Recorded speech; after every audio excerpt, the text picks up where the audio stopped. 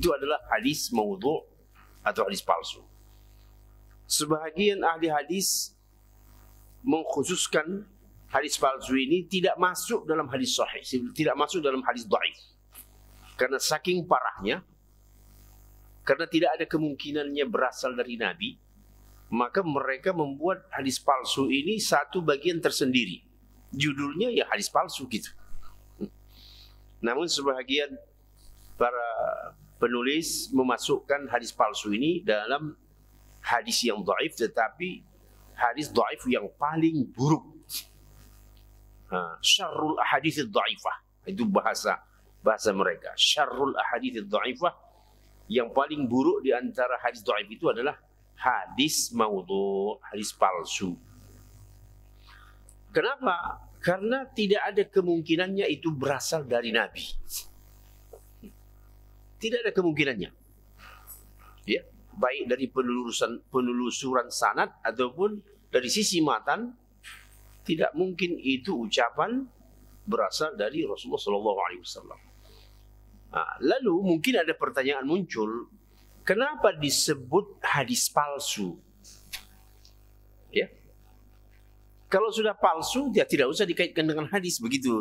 Mungkin kemungkinan ada terbetik dalam pikiran orang. Nah, dia disebut sebagai hadis palsu karena memang si pembuat hadis palsu itu menyebutnya hadis. Jadi mau tidak mau apa? Ya tetap saja dipakaikan kata hadis pada hadis palsu itu.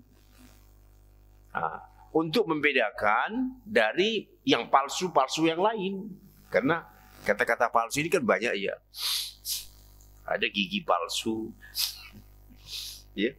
Apa saja yang palsu? Madu juga, betul tak? Madu asli ada.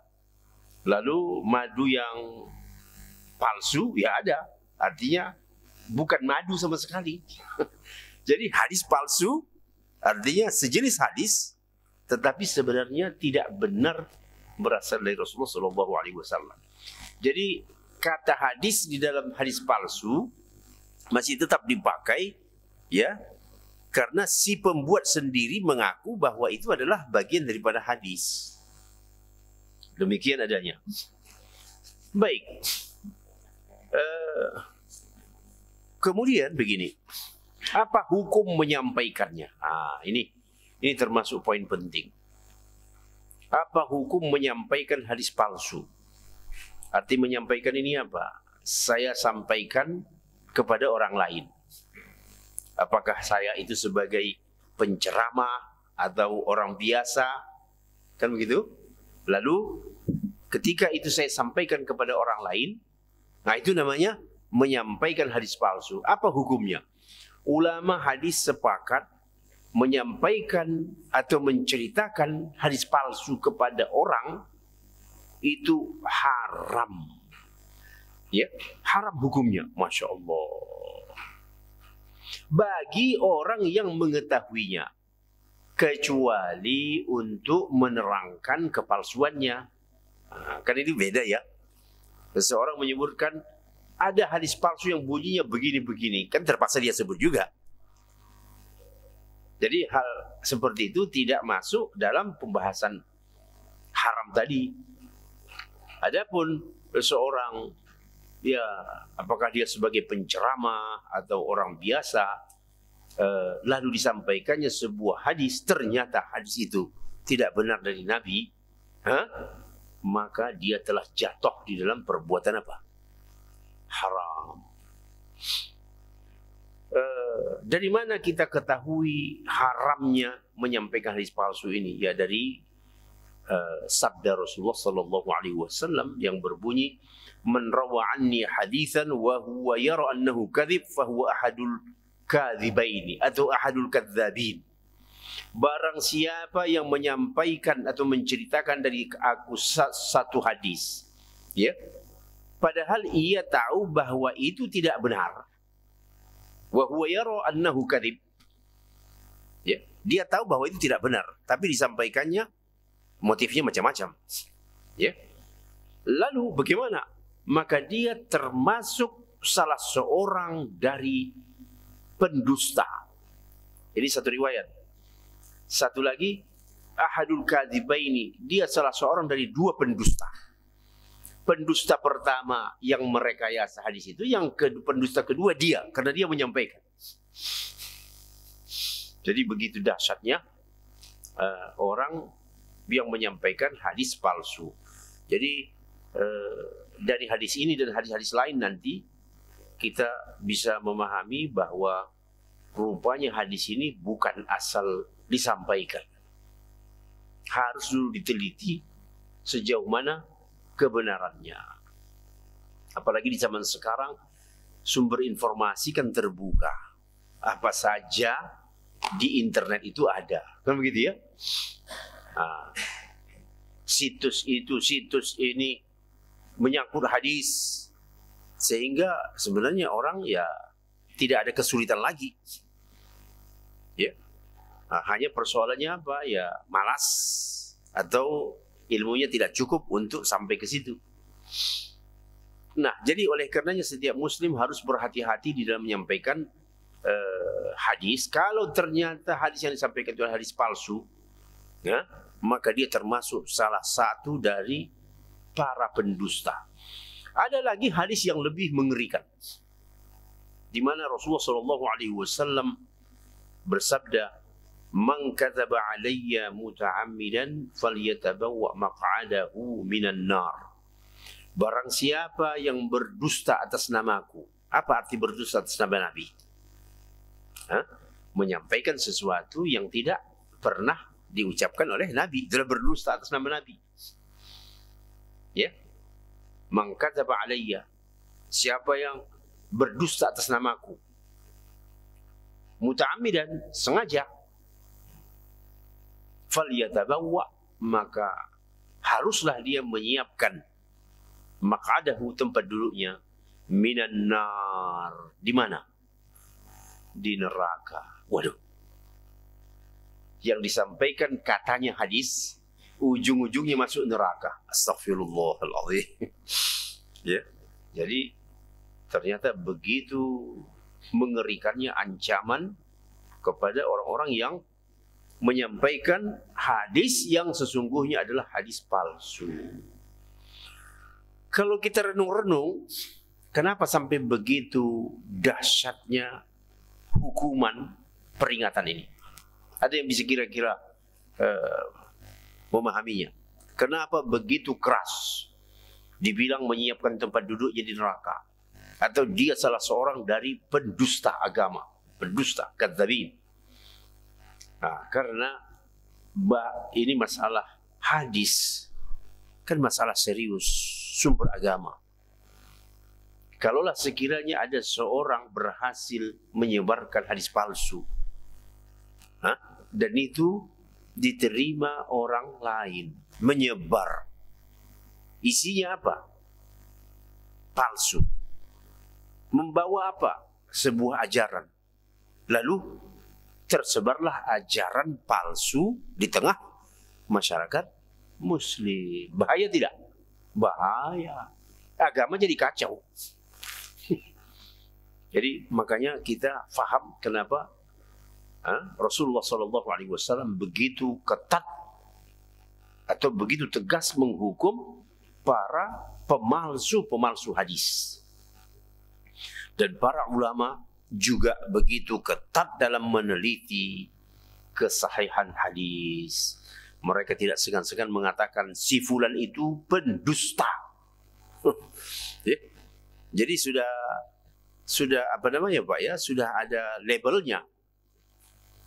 Nama si fulan itu di kalangan ahli hadis sudah diciri. Ya. Dari mana atau sumbernya siapa yang menyebarkan hadis palsu itu. Sehingga kalau ada nama itu sudah langsung terdeteksi ini hadis palsu. Nah, ini salah satu cara para ahli hadis untuk menjaga hadis Nabi dari pemalsuan. Kembali kita bahwa memang berbahaya sekali. Ya. Karena si pemalsu ketika menyebutkan Rasulullah bersabda, Dan sanad itu direkayasa dari si fulan, ada juga sanadnya si fulan dari si fulan, ternyata ya begitu, itu rekayasa. Lalu sampailah ujungnya kepada Nabi SAW, sampailah itu ke masyarakat kaum muslimin, apalagi isinya ada hukum, bahaya tidak? Ada sebuah hukum yang sumbernya adalah palsu. Lalu akhirnya bagaimana? Merusak Islam tidak? Oh iya, jelas merusak Islam. Jadi itulah sebabnya kenapa Rasulullah SAW memperingatkan para pemalsu hadis ini dengan ancaman yang begitu dahsyat. Sama saja dia menyediakan, ya, men-setting tempat duduknya di neraka, karena dia sudah membuat-buat sebuah ajaran. Ayo kita baca sama-sama peringatan Nabi ini. Qala Rasulullah sallallahu alaihi wasallam, man kadzaba alayya muta'ammidan falyatabawwa maq'adahu minan nar. Sudah hafal?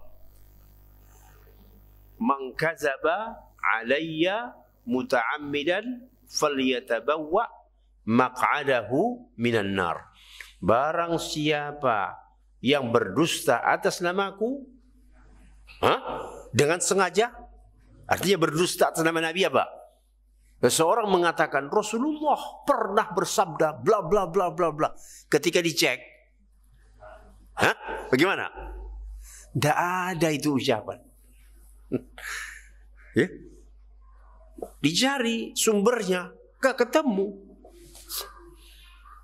Dari siapa ini asalnya? Ketika dicari mungkin saja, ya setelah ditelusuri, oh ini asalnya si fulan yang dari dulu sudah terkenal, sudah dideteksi oleh para ahli hadis sebagai siapa? Pembuat hadis palsu. Jadi beginilah kerja para ahli hadis itu, Pak, dalam rangka mensterilkan hadis. Agama kita inilah yang sumber-sumbernya itu steril, nggak bisa disusupin. Ya, sampai hari kiamat. Setiap kali ada orang bicara aneh, langsung ditelusuri. Ini sumbernya dari siapa? Kalau dia menyebut dari kitab ini, itu akan terdeteksi.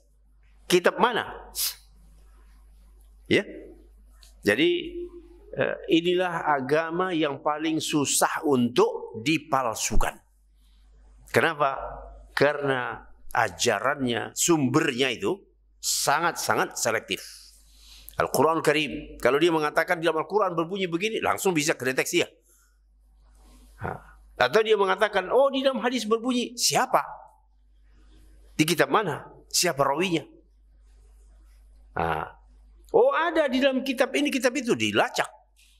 Ya, dan biasanya hadis itu harus dirujuk di dalam kitab hadis, jangan dirujuk di dalam kitab sejarah.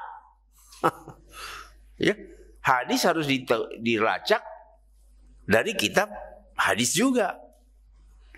Ya, kitab-kitab hadis itu sudah terkenal, walaupun jumlahnya banyak sekali, ratusan, tetapi alhamdulillah. Ya, apalagi zaman makin maju, PDF di mana-mana, ya, di sana sudah ada situs-situs yang mencoba memudahkan penelusuran hadis. Semua akan ketahuan. Baik, kalau dicari-cari dari mana ini sumber hadis palsu, ini bersumber dari hasil pikiran si pemalsu. Ya. Dan kadang menukil ucapan perkataan ahli hikmah, lalu dibuatkanlah sanadnya. Atau perkataan salah seorang ulama terdahulu yang kemudian dialamatkan kepada Nabi, salah alamat gitu. Memang ada yang mengucapkannya, Seorang bisa saja dia seorang ya orang terpandang, orang soleh, terkemuka, ya. Tapi dia sebenarnya mungkin tidak pernah mengatakan itu hadis Nabi. Lalu orang yang mendengar, entah bagaimana, itu langsung menempelkan kata-kata hadis Nabi. Nah, umpamanya kalau kita cari contoh hadis palsu yang beredar, ya, ada sebuah bunyi redaksi, hubbud dunya ra'su kulli khati'ah. Cinta dunia itu adalah otak dari segala kesalahan atau dosa. Kan secara arti kan sepertinya bagus ya. Hubbud dunya, cinta dunia itu adalah induk dari segala dosa. Kalau pikiran kita, ya semua orang yang jatuh di dalam dosa itu asalnya kan hubbud dunya. Itu pikiran kita. Jangan dikatakan itu bersumber dari siapa? Dari siapa? Dari Nabi. Jangan. Ketika dikatakan dia bersumber dari Rasulullah, wah, ini harus bertanggung jawab. Siapa perawinya? Di kitab apa? Jadi perkataan ini sesungguhnya kalau dilacak, ternyata itu adalah perkataan seorang alim dahulu namanya Malik bin Dinar. Tetapi oleh si pembuat hadis maudhu disanadkan, dibuat sanadnya, dan ujungnya disandarkan kepada Rasulullah SAW, sehingga ke bawah kedengaran itu katanya seperti sebagai apa? Hadis Nabi. Na'udzubillah min dzalik. Jadi kesalahan sebagian orang-orang yang secara mungkin dia tidak sadar dia termasuk orang yang menyampaikan hadis palsu. Penyebabnya apa? Ya, karena melihat redaksinya bagus. Kata-kata mutiara itu kan bagus-bagus, Pak. Iya kan? Kata-kata mutiara kan bagus-bagus isinya. Tapi awas, jangan kamu katakan hadis Nabi. Ketika diucapkan hadis Nabi, oh itu ada pertanggungjawaban. Kalau ternyata tidak benar itu adalah hadis Nabi SAW, maka sama saja orang itu menyediakan tempat duduknya di neraka. Wal'iyazubillah. Niatnya katanya baik, niatnya katanya mau ya menyebarkan kebaikan supaya orang sadar, supaya orang begini begitu, tetapi ujungnya apa? Neraka. Jadi tidak semua yang bagus, yang baik itu benar. Begitu ya. Tidak semua yang baik. Kan itu tadi kalau kita lihat contohnya aja lah ya. Hubbud dunya ra'su kulli khati'ah. Cinta dunia itulah penyebab banyak dosa. Seluruh dosa itu, kesal itu intinya ya di gara-gara hubbud dunia. Sebagai ungkapan baik. Tapi kesalahannya di mana? Ketika itu dinisbatkan kepada Nabi SAW. Jadi inilah salah satu contohnya. Ya. Bagaimana bentuk atau formatnya? Biasanya mereka buat dalam bentuk kata-kata mutiara yang kedengarannya indah, menarik, atau berupa peribahasa yang ringkas dan padat. Ya, ada lagi umpamanya ungkapan yang bagus juga kedengaran.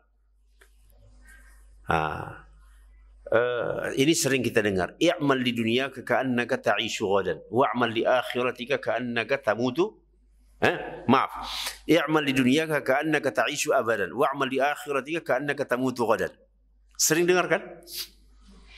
Artinya kalau kita terjemahkan, i'mal li dunyaka, ayo bekerja untuk duniamu, seolah-olah engkau hidup selamanya. Artinya kerja keras kamu untuk urusan dunia.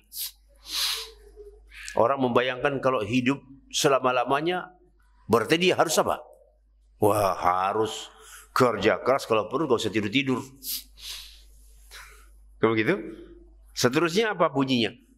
Dan bekerjalah untuk akhiratmu seolah-olah engkau besok mati. Seperti orang yang kena COVID. Umpamanya ya, dikabarkan ini kayaknya sudah tinggal beberapa hari lagi. Nah, bagaimana dia? Jadi bekerjalah untuk akhiratmu seolah-olah engkau mati besok. Kedengaran bagus tak dari awal sampai akhir? Bagus.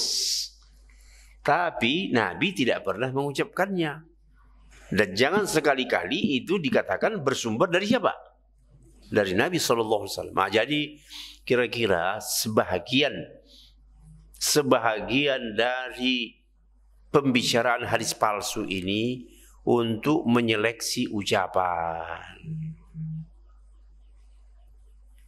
Bukan setiap kata-kata yang indah dan bagus itu bisa ditempelkan kepada Rasul Sallallahu Alaihi Wasallam. Biarin aja dia sebagai kata mutiara. Biarin aja dia sebagai kata-kata hikmah, indah. Ya, orang bisa merenung, mungkin ada manfaatnya. Ya enggak? Tapi ketika dia disebut sebagai hadis Nabi, ini ada pertanggungjawaban. Ya. Jadi tadi yang kita sebut ungkapan bekerjalah untuk dunia i'mal di dunia keka'annaka ta'ishu abadan itu, memang itu adalah ucapan salah seorang. Ya, ada yang mengatakan itu ucapan salah seorang sahabat. Dan sahabat pun tidak pernah mengatakan itu berasal dari siapa? Dari Nabi. Baik. Kalau dicari contoh-contohnya banyak sekali, Pak. Ya. Dan kebanyakan hadis-hadis palsu ini adanya itu di mana? Kebanyakan ya. Di dalam kitab-kitab tasawuf. Begitu. Jadi di sana akan banyak dijumpai hadis-hadis yang ketika itu diteliti berdasarkan kaidah ilmu hadis, maka ternyata itu adalah hadis palsu. Baik. Apalagi contoh hadis palsu itu? Umpamanya Nabi SAW bersabda, ini nanti kalau bulan Ramadan akan kedengaran nih hadis, dalam tanda petik hadis palsu ini. Raja'na minal jihadil asghar ilal jihadil akbar. Qalu wa mal jihadul akbar? Qala jihadun nafs. Kata mereka, Nabi dulu pernah mengatakan sesudah keluar dari suatu perang, ya, selesai jihad, kata mereka Nabi pernah ngomong, kita tadi itu baru saja pulang dari jihad yang kecil.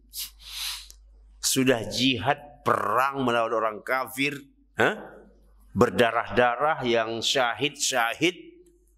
Kata Nabi, kita baru saja kembali dari perang yang kecil.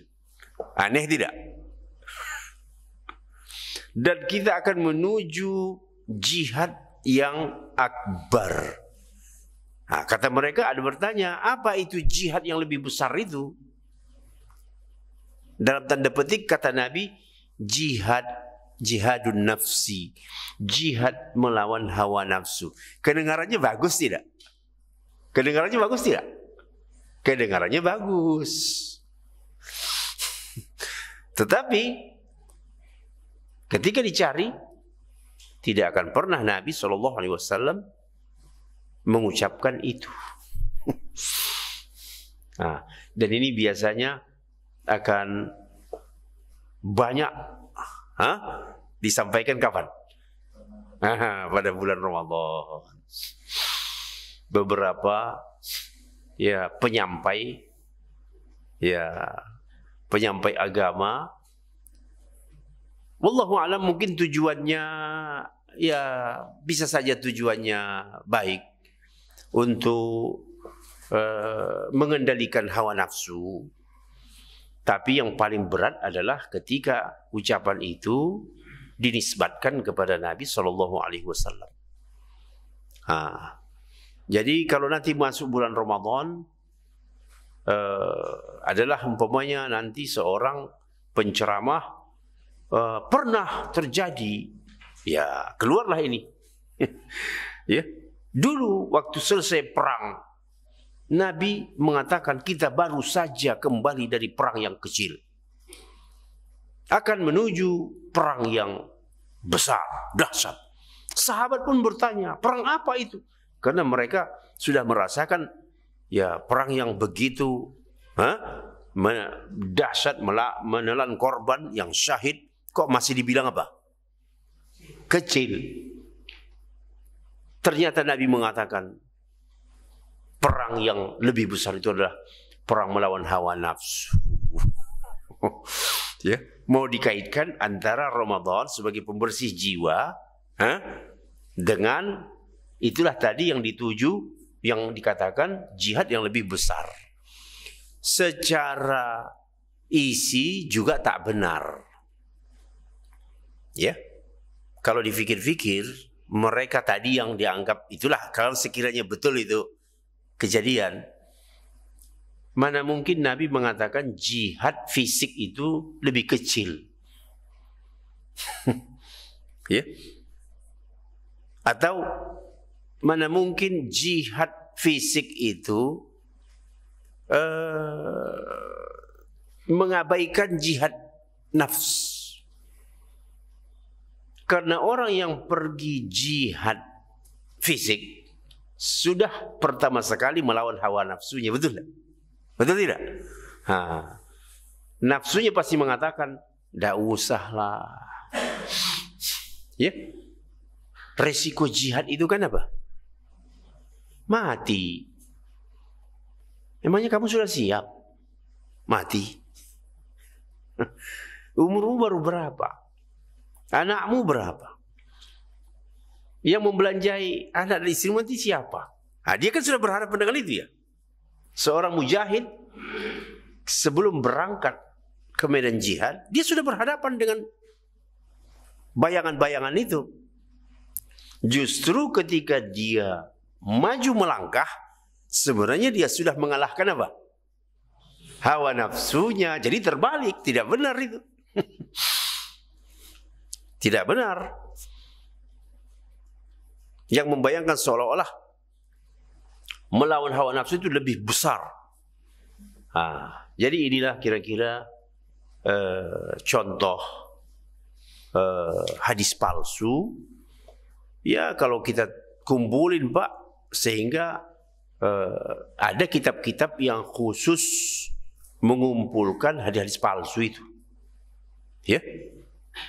Dan tidak hanya satu kitab.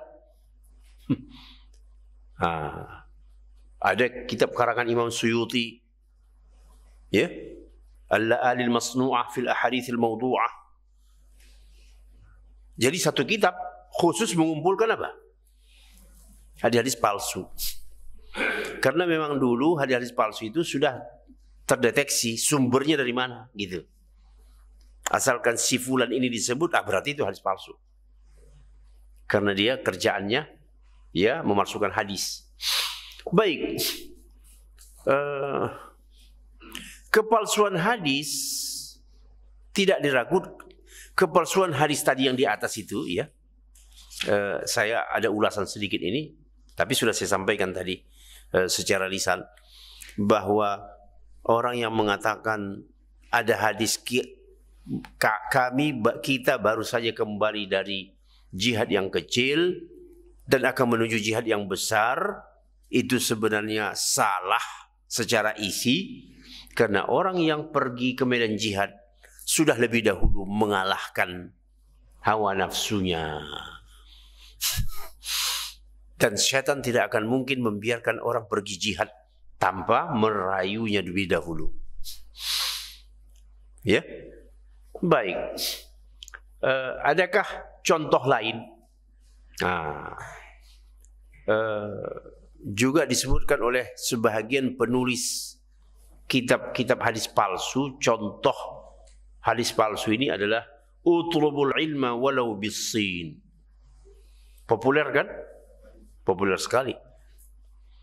Tuntutlah kalian ilmu itu sekalipun harus ke negeri Cina. Ya, sebahagian orang ingin mencoba. Oh, Nabi sampai-sampai menyuruh begitu ya, sampai ke negeri Cina. Hah? Jadi mungkin yang diambil situ ya, semangat menuntut ilmu itu harus begitu hebat kemana saja, walaupun harus pergi ke negeri Cina. Ternyata ucapan itu tidak pernah keluar dari Rasulullah SAW. Jadi ketika itu dikatakan ucapan Nabi, itu ada tanggung jawab. Di mana Nabi mengucapkan itu? Siapa rawinya? Di kitab apa? Pada umumnya penulis-penulis kitab hadis palsu menyatakan bahwa hadis ini adalah hadis maudhu'. Hadis maudhu' itu artinya apa? Hadis palsu. Iya.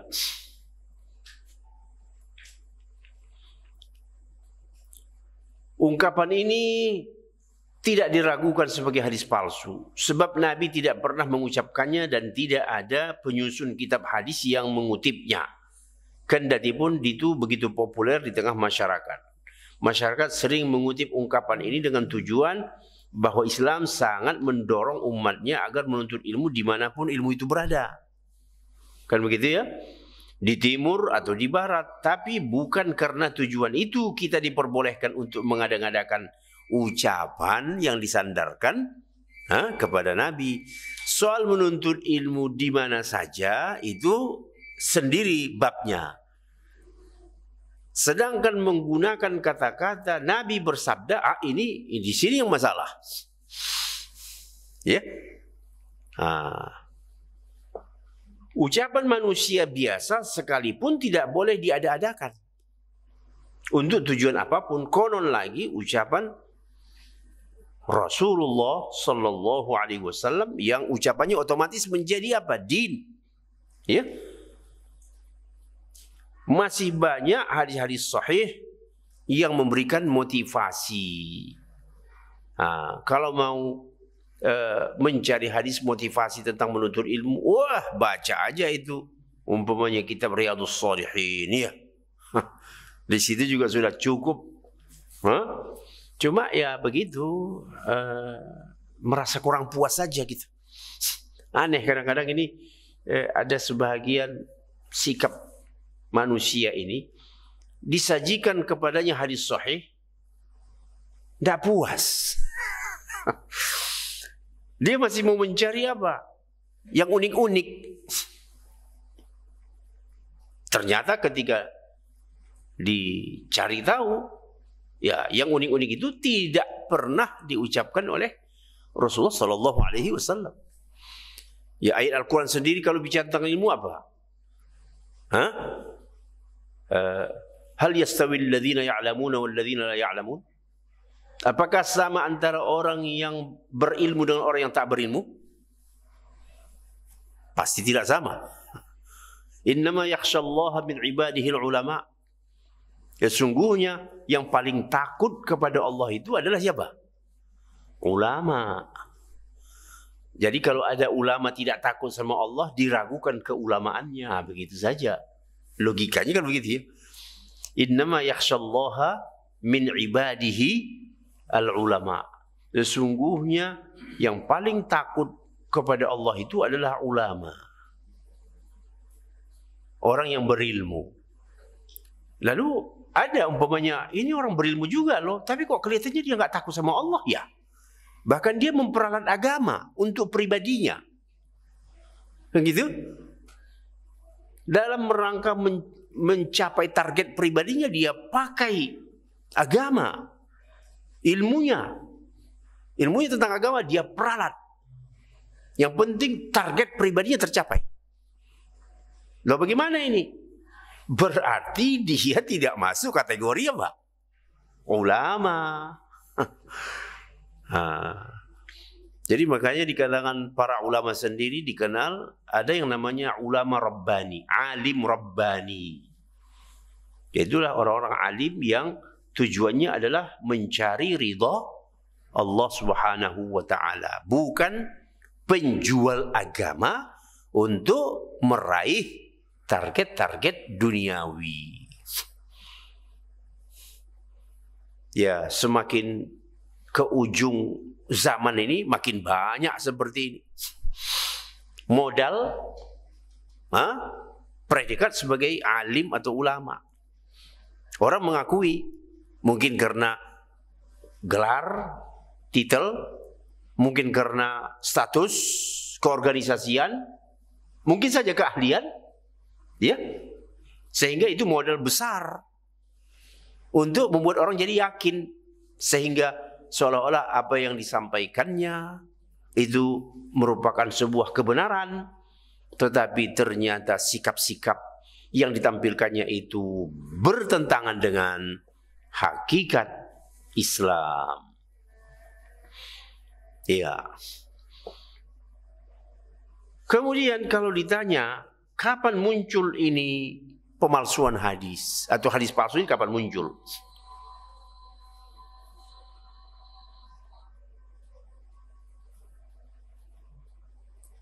Masuk waktu?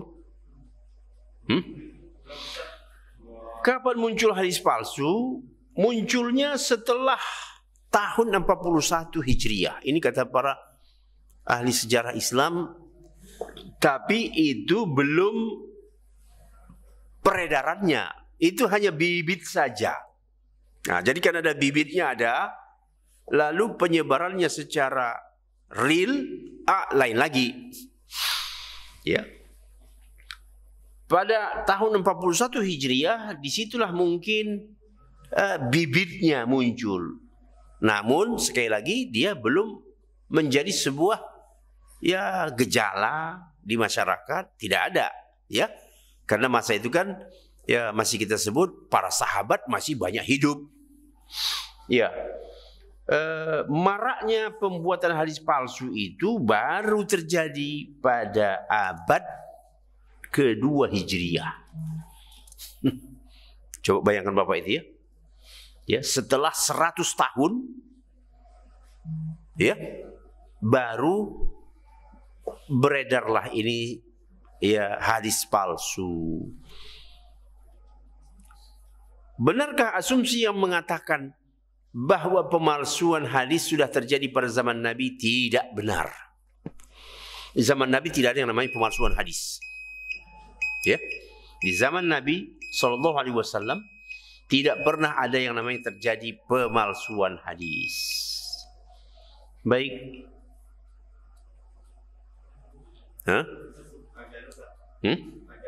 Iya, boleh.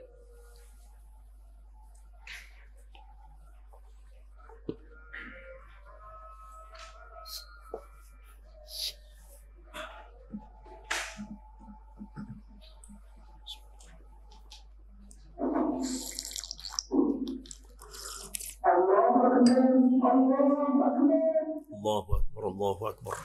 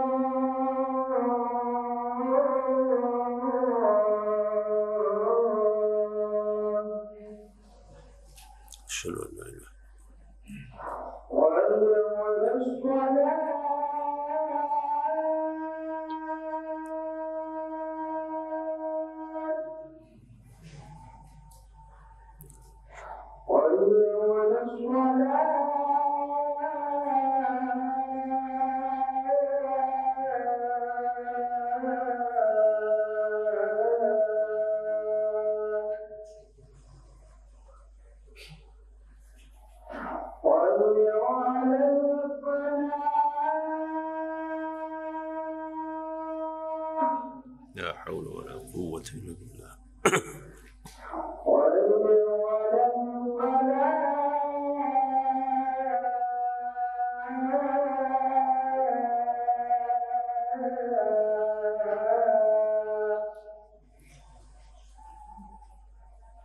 لا حول ولا قوة.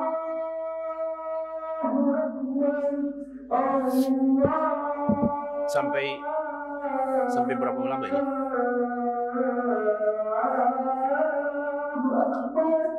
Hah?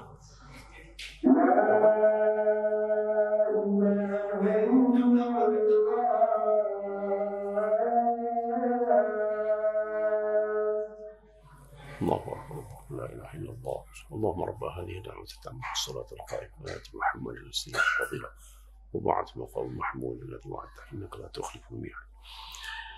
Baik, kaum muslimin yang insyaallah dirahmati Allah Subhanahu wa taala. Jadi kalau ada anggapan bahwa pemalsuan hadis itu sudah terjadi pada zaman Nabi, anggapan itu tidak benar karena tidak ada buktinya. Loh, nanti orang mengatakan, "Lah, kan Nabi mengatakan barang siapa yang mendustakan atas namaku, berarti itu sudah ada pada zaman Nabi." Bukan. Bukan, maksudnya itu peringatan. Ya. Peringatan Nabi sallallahu alaihi wasallam terhadap suatu perbuatan yang mungkin terjadi di belakang hari kelak. Dan ini merupakan peringatan keras. Tidak ada bukti yang menunjukkan bahwa ada satu hadis yang dipalsukan pada zaman Nabi. Nah, jadi di sinilah kita harus hati-hati karena mungkin saja ada orang yang mengatakan dengan alasan hadis tadi itu, man kadzaba alayya muta'ammidan, berarti sudah ada dong. Oh, kamu salah faham itu. Itu sifatnya peringatan dari Nabi sallallahu alaihi wasallam. Peringatan Nabi tidak mengharuskan ada dulu kejadiannya, begitu. Lalu bagaimana dengan hadis Nabi yang mengatakan itu tadi? Hadis itu memang sahih dan benar berasal dari Nabi sallallahu alaihi wasallam, tapi tidak menunjukkan bahwa pemalsuan telah terjadi pada masa Nabi sallallahu alaihi wasallam. Hadis tersebut lebih kurang merupakan peringatan keras bagi setiap orang agar tidak mencoba-coba, tidak mencoba-coba memalsukan hadis atau mengarang-ngarang hadis. Dan dalam kenyataan sejarah tidak satupun bukti ada pemalsuan hadis terjadi pada zaman Nabi masih hidup. Nah, kenapa ada sementara kalangan yang berasumsi demikian? Ya, ada kalangan yang berasumsi tadi itu berarti sudah ada pada zaman Nabi gitu ya. Ya, mereka adalah kalangan yang tidak suka kepada hadis dan mau mencari-cari jalan untuk melemahkan hadis agar hadis itu tidak dipercaya sebagai sumber ajaran. Ya, mereka ini adalah orientalis dan murid-murid orientalis. Ya, siapa orientalis? Orang-orang barat yang mengkaji Islam. Walaupun mereka banyak mengkaji Islam, tujuannya bukan karena mencari ridha Allah, tetapi tujuannya ingin mencari di mana kemungkinan ditemukan titik lemahnya hadis ini. Dan mereka ini diikuti oleh murid-murid mereka. Ya, murid mereka ini itulah dia para penulis, pemikir, sebutannya kita begitu ya. Pemikir-pemikir. Kita kalau membaca ya tulisan-tulisan di jurnal, Pak, ya. Orang-orang yang aneh itu dianggap pemikir. La ilaha illallah. Fazlur Rahman dianggap pemikir. Fatimah Mernisi dianggap pemikir. Hah? Mereka ini orang-orang yang otaknya rusak. Ngomong aneh-aneh, lalu dibilang apa? Pemikir. Pemikir feminis. Fatimah Mernisi. La ilaha illallah. Ya. Ada lagi satu lagi dari Pakistan itu Fazlur Rahman. Kemudian ada satu lagi perempuan yang dari Pakistan, siapa namanya? Lupa saya itu. Hah? Ada Rifat Hasan. Rifat Hasan dibilang pemikir feminisme. Ya. Yang memberontak terhadap hadis-hadis Nabi tentang masalah urusan perempuan. Itu dianggap pemikir, Pak. Mereka ini bukan pemikir, pengacau. Ya.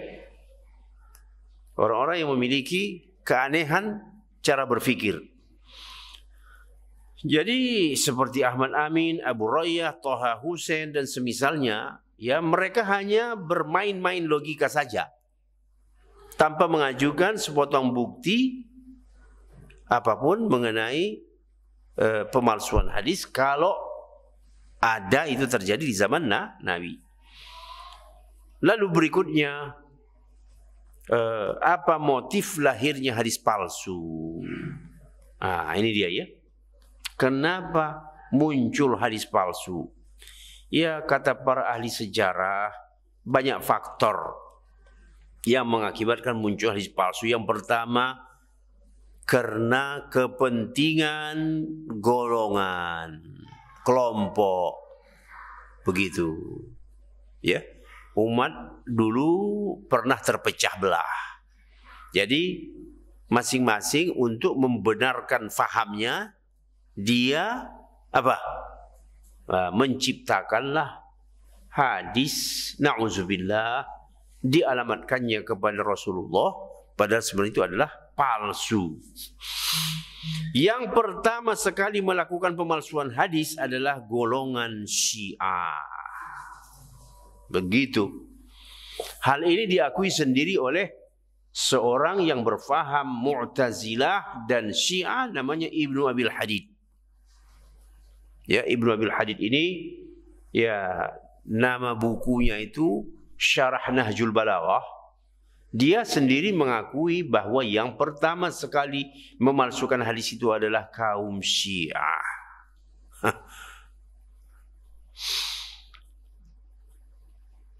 Apa saja yang dipalsukan mereka ini? Ya, kata mereka bahwa Rasulullah itu pernah menunjuk Ali bin Abi Thalib sebagai pengganti beliau. Ya, ujung-ujungnya kan ke Ali nanti. Jadi Nabi itu sudah menunjuk dari awal sejak beliau masih hidup, sebelum meninggal, beliau itu sudah menunjuk penggantinya siapa? Ali bin Abi Thalib. Lalu ketika yang terangkat menjadi khalifah bukan Ali bin Abi Thalib, kata mereka ini adalah apa? Pengkhianatan. Na'udzubillah min dzalik. Jadi mereka menciptakan hadis palsunya, lalu mereka pun mengatakan pengkhianatan terhadap pesan Nabi. Mana mungkin para sahabat yang agamanya begitu kuat, ketakwaannya demikian dahsyat, mana mungkin mau menyalahi apa? Wasiat Rasul kalau itu ada. Baik.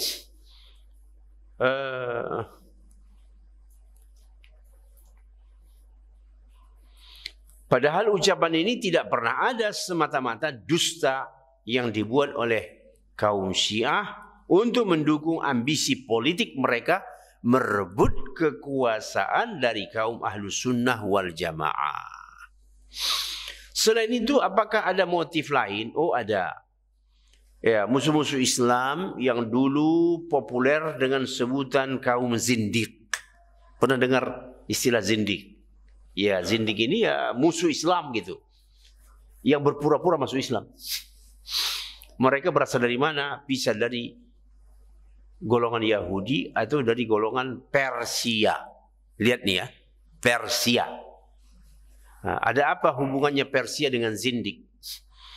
Karena Persia ini dahulu pernah punya dinasti atau imperium, negara besar, Pak. Coba bayangkan aja seperti Amerika sekarang, berapa besarnya itu negara ya? Punya angkatan perang sendiri, kuat. Tiba-tiba hancur. Coba bayangkan Bapak, negara Amerika hancur. Bagaimana? Ajaib tidak? Ajaib. Kalahnya oleh siapa? Negara baru muncul. Itulah para sahabat.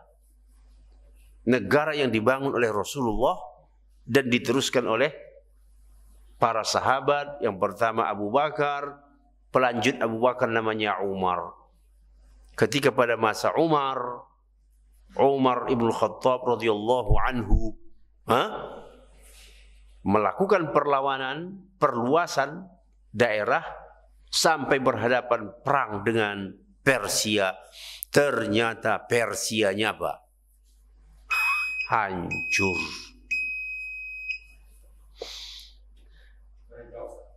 Iya. Jadi belum selesai sebenarnya ya. Jadi faktor kedua adalah penyusupan musuh-musuh Islam ke dalam tubuh kaum muslimin. Mereka ini yang dikatakan kaum zindik. Jamaknya zanadiqah. Jadi penyusupan ini tetap berjalan. Di setiap zaman ada penyusup.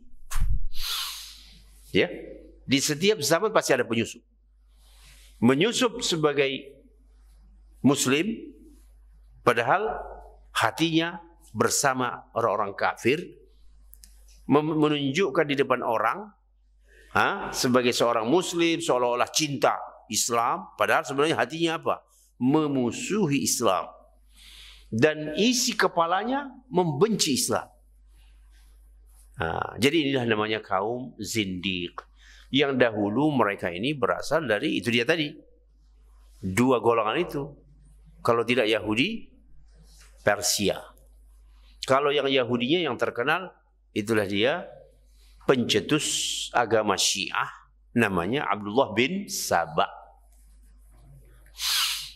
Abdullah bin Saba inilah pencetus agama Syiah pertama. Pura-pura masuk Islam, padahal sebenarnya dia adalah seorang Yahudi. Baik, mungkin sementara ini dahulu, ya, mudah-mudahan informasi ini bermanfaat untuk kita. Kalau umpamanya ada pertanyaan, ya dipersilakan. Wassalamualaikum warahmatullahi wabarakatuh.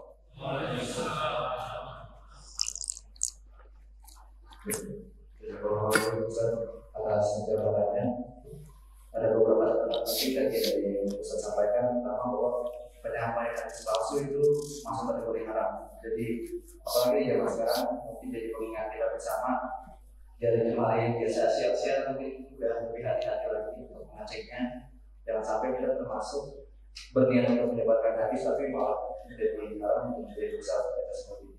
Kalau memang belum ada urutan yang jelas dari sampai kepada Rasul, jadikan kata-kata mutiara saja dan menjadikan sebagai kepada Rasul. Mungkin bapak-bapak atau ibu ada yang ingin bertanya sebelum ditutup, silakan.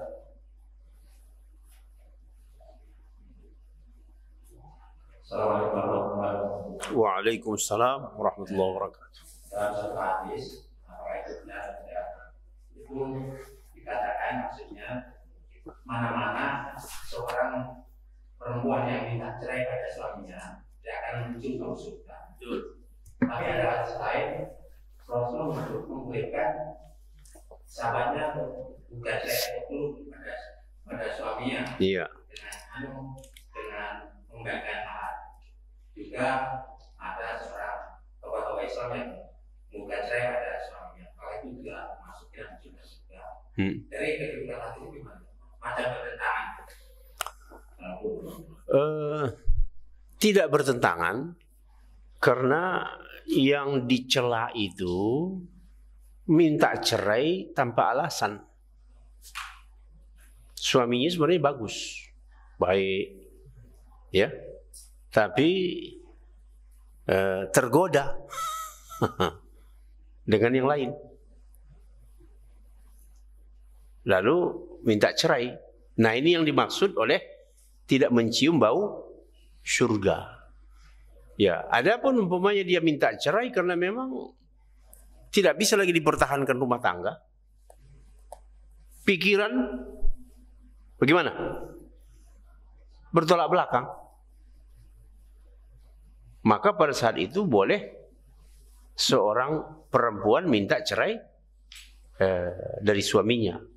Jadi tergantung kasusnya, Pak. Tergantung kasusnya. Kalau minta cerai tadi tanpa alasan syar'i, itu yang tidak mencium bau surga. Nah, tapi adapun ya murni dari dirinya, artinya nggak bisa sejalan gitu. Ya, kehidupannya hanya penuh dengan apa? Pertengkaran. Tidak bisa lagi dipertahankan. Maka itu yang masuk di dalam bab tadi, ya, bab fikih ada namanya bab al-khulu', di mana seorang istri boleh ya menuntut apa namanya kepada hakim untuk dipisah dengan syarat mengembalikan apa? Mahar. Jadi pintunya ada, namanya khulu'. Nah, tapi awas, hati-hati kamu. Ya, kalau tidak ada alasan syar'i, bisa-bisa kamu tidak mencium bau surga. Nah, suaminya sebenarnya soleh, ya, tapi ya mungkin gaya hidup si perempuan ini bagaimana? Gaya hidup orang kaya. Si suaminya ini tidak sanggup mengikutinya. Nah, lalu dia mengatakan, ya saya tidak bisa begini. Padahal seharusnya sebagai istri dia harus apa? Mengikuti hidup suami.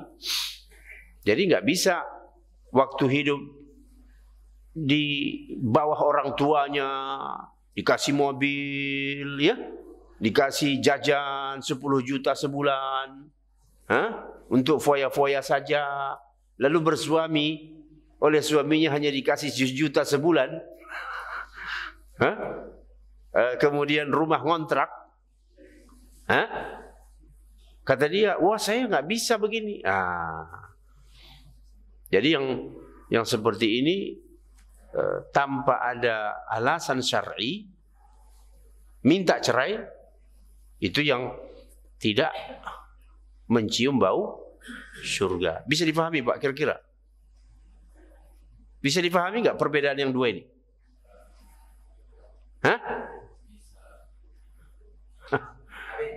Sahabat yang diperbolehkan Rasulullah itu suaminya agama yang bagus. Tapi Rasul benarkan. Iya, dia katakan saya tidak bisa lagi saya tidak bisa lagi hidup sama dia. Artinya dari dalam dirinya. Ya, daripada hidup bertengkar terus. Bukan karena tergoda, tidak. Nah, jadi Nabi memperkenalkan, apakah kamu siap mengembalikan maharnya? Ya siap, ya udah. Dan itu adalah penyebab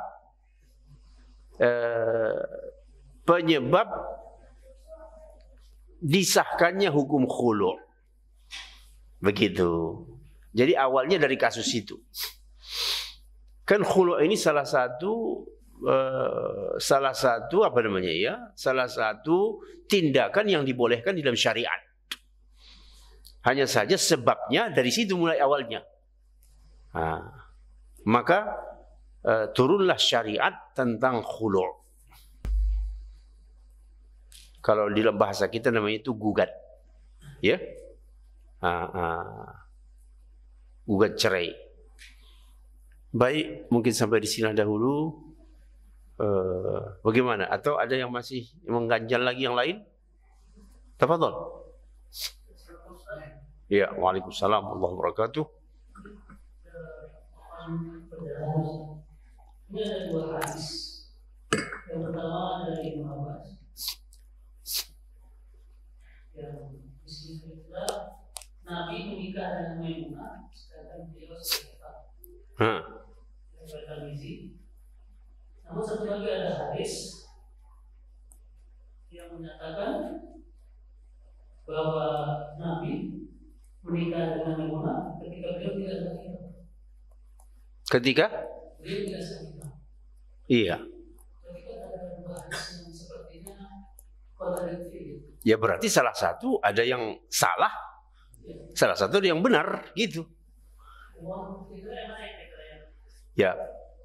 Yang jelas kalau Nabi dalam keadaan ihram tidak mungkin Nabi menikah. Jadi kalau Nabi menikah berarti tidak dalam keadaan ihram. Nah, begitu saja. Nabi menikah berarti tidak dalam keadaan berihram. Jadi salah satu hadis itu pasti ada yang ya bukan palsu tapi salah. Ya, hadis yang salah belum tentu kategorinya palsu. Ya.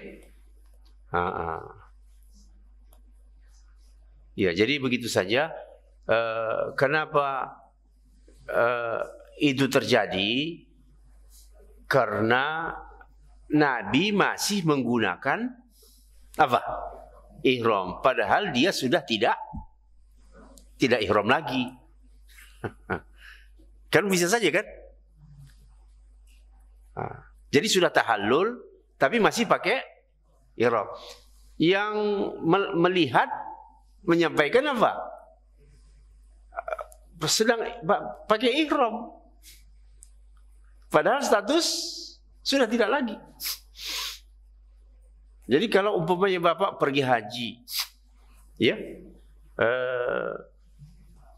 sebut sajalah umpamanya sudah selesai tahallul, lalu Bapak belum ganti baju, menikah atau menikah lagi, gitu. Boleh, secara hukum kan boleh.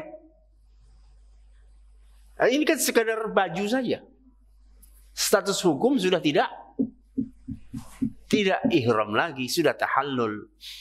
Namun ketika orang melihat pakai dua pakaian ihram itu, difikirnya masih ihram. Jadi inilah memang namanya menggabungkan dua riwayat yang berbeda. Ya. Jadi di babnya bukan palsu. Ya. Dua-duanya sebenarnya bisa diterima, tapi harus dikompromikan pemahamannya sehingga sebenarnya tidak ada pertentangan. Yang satu bilang lagi ihram, iya lagi memakai ihram. Yang satu mengatakan tidak ihram, memang sudah tahallul. Karena tidak mungkin Rasulullah menikah sedang beliau masih dalam ihram. Menikahkan, melamar itu tidak boleh dalam keadaan apa? Ihram. Itu sudah kepastian itu. Bagaimana? Taib? Kalau sudah taib ya gitu. Sampai di sini dahulu ya kajian kita, mudah-mudahan bermanfaat. Aqulu qouli hadza wa astaghfirullah. Wassalamualaikum warahmatullahi wabarakatuh.